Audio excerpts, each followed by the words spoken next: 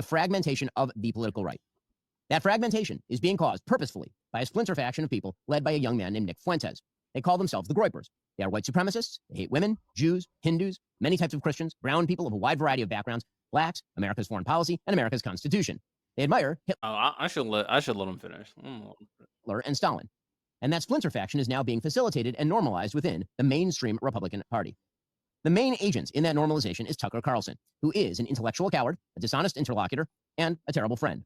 And Tucker Carlson last week was aided, abetted, celebrated for normalizing Nazism within the Republican Party by the mainstay organization of the traditional right, the Heritage Foundation. So that's an interesting point of view. I'll say this before I get into my own spiel. Tucker Carlson sucks, piece of shit. Nick Fuentes sucks, piece of shit. Ben Shapiro, when I initially got into politics, Ben Shapiro was one of those individuals on the right that I thought was very inquisitive. There are things that I definitely just agreed with. And I started like really paying attention to politics and stuff probably around 2018 to an extent when I was going to be a political science major in college. So I'd grown a lot. The Donald Trump era happened, and a lot has changed from then till now. Ben Shapiro, I do think, genuinely understands what is going on in the political landscape, but I do think his morals should be questioned. That the only time he speaks up to the obvious terrible actions that is taking place on his side is when there is a threat towards his identity.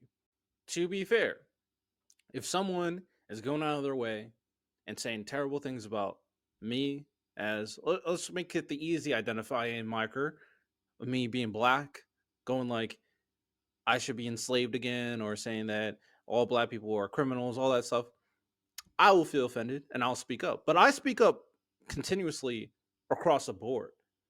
I don't try to cape for my side because it sounds good or I have to win no matter what. I don't believe in that. So Ben Shapiro, I do think, understands how terrible MAGA is. But in this situation, he is realizing very clearly and very abruptly that they're not on his side, especially with the anti-Jewish rhetoric forming. First person, just debateman, he'd gladly do it. Christ is king, America first. Debate him. We're all noticing now. People with dual citizenship don't get to define patriotism. Pick one, Ben. Get back to work, Matt Walsh. Nick is going to go nuclear in Ben tonight. Notice, Nick. Notice, Ben. Your side. These are the people you represent, Ben. You were never on the side of justice.